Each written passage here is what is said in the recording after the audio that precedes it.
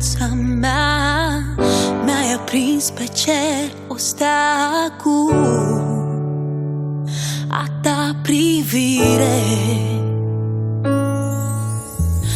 Acest tainic gust mă cheamă, te doresc și îmi dau seama,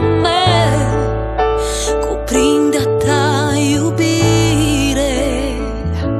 Inima-mi cântă și mă alintă al tău sărut. Te vreau aproape în zi și noapte, mă iubești atât de mult.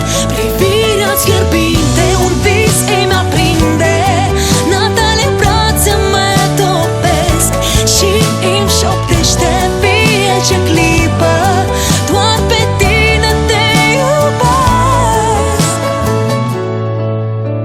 Vreau să simt a ta suflare, a ta dulce sărutare. Sunt a ta, mereu voi fi a ta.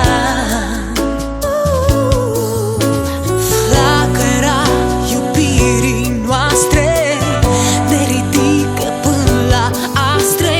Ești al meu și tot ce am ți voi da. Inima-mi cântă și mă alintă al tău sărut. Te vreau aproape în zi și noapte, mă iubești atât de mult.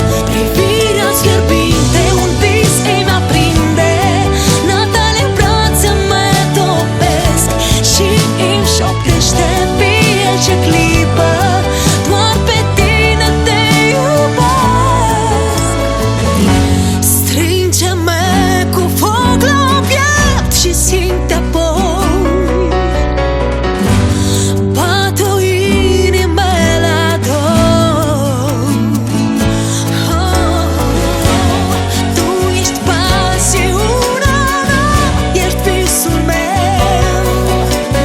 Lângă tine vreau să fiu mereu. Inima cântă și mă alintă al tău sărut. Te vreau aproape în zi și noapte,